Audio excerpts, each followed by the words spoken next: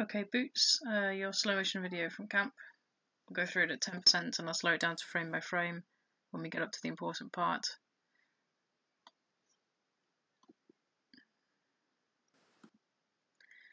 Okay.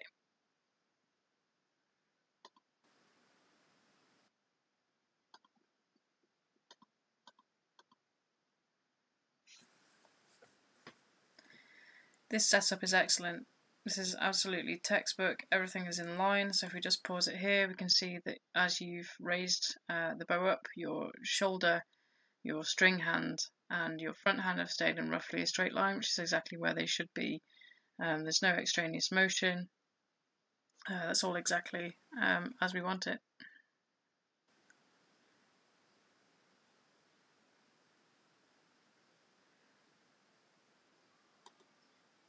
This initial part of the draw is perhaps loading the back a little bit too early because you can see the whole of the upper arm moving back and around, suggesting you're using the rhomboids rather than the angle between the forearm and the upper arm closing, which would suggest you're using the deltoid. This is the angle that I'm talking about.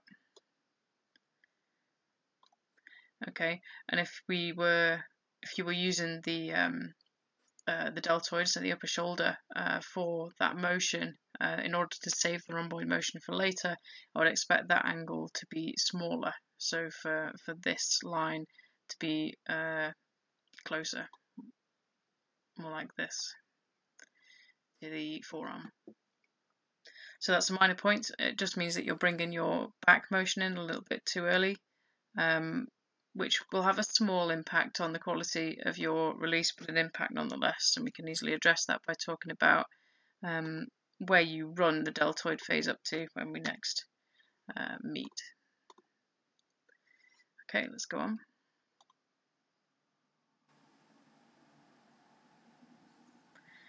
The loading is now entirely on your rhomboids, and that's exactly as it should be as you rotate into line.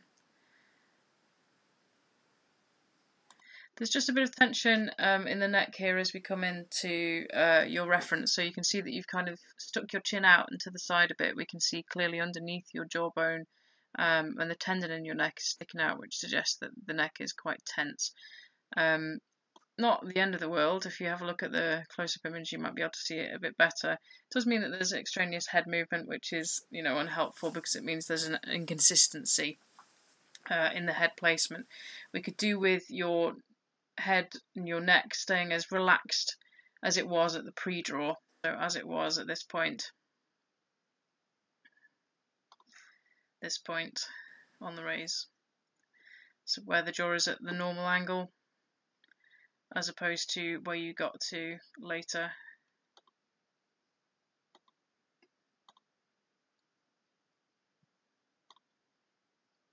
Where the jaw is tilted up. Again, not a difficult fix, so nothing you need to worry about.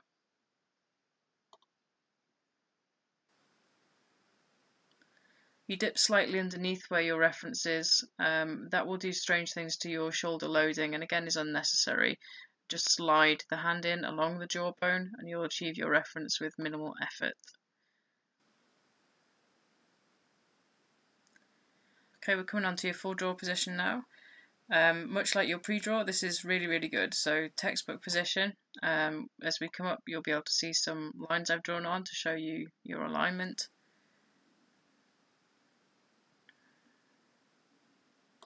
Okay, so the horizontal line is taken through the arrow, and it's showing that the elbow is exactly the right height, slightly above that line.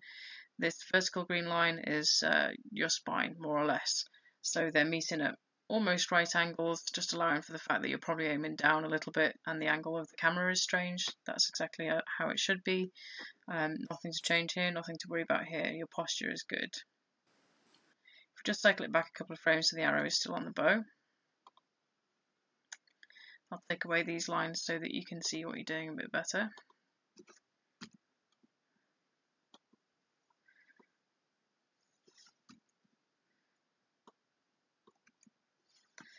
Okay,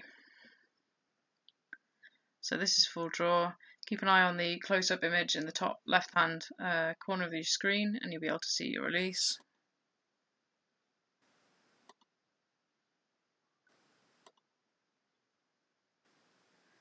So your fingers are slightly opening, but more or less the string is pushing them out of the way, and then they gently move backwards.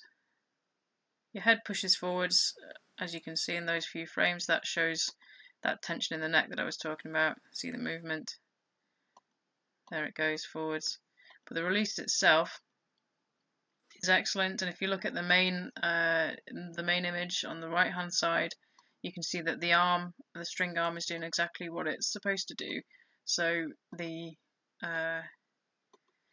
here we are as the arrow goes, and the arm is moving back and around as the rhomboid pulls towards the shoulder blade. That's nice. Moving forwards to look at the front end of the shot.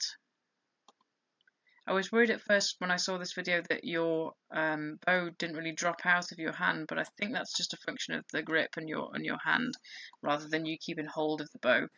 So look at your bow arm this time. You can see as the arrow goes, there's a slight press forwards in the wrist. That's fine. That's pushing the bow towards the target, but the arm itself stays dead steady. So here's the arrow just clearing the bow. You can see the blur just above your wrist. That's the arrow going, and then the arrow is gone. By this point, the motion is still forwards and the bow's dropping slightly down.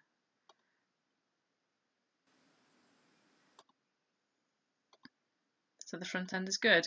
The one thing I did notice on the front end is that your long rod is very, very wobbly.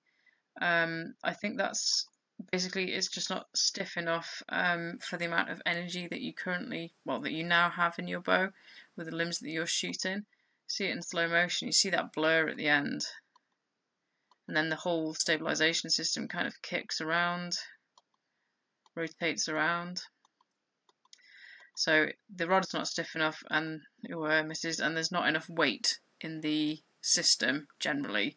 That's too much movement after the shot. So you need to keep the proportions that you've got, keep the same proportion of weight forwards to backwards as you already have, but you need to add more of it so there's more mass weight in the bone, just so it sits more stably on the follow through, on the release and follow through.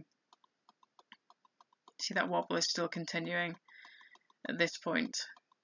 That shows how flexible that rod is. Body position is perfect here. Then you bring the bow down for the next arrow. All in all, that's a shot to be proud of. Nothing, glaringly wrong in the technique. The main little tweak to make is to that head position, so that you keep your eyebrows parallel to the ground. Imagine that, and your jaw in the position that it is when you first lift the bow up, as in level to the ground, rather than tilting it up to get your hand underneath it. And as I said, the stabilisation system needs looking at. I'm not content that it's doing the best job that it can do, and certainly that amount of flex must feel a little uncomfortable in the hand. So here's the shot going through again, just so you can see it all running together. That's the angle we talked about bringing the back in a little too early.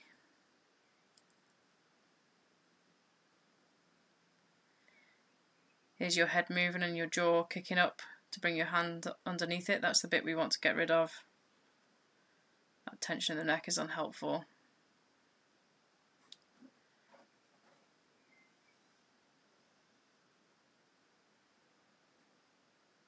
And we're just about ready for the shot to go.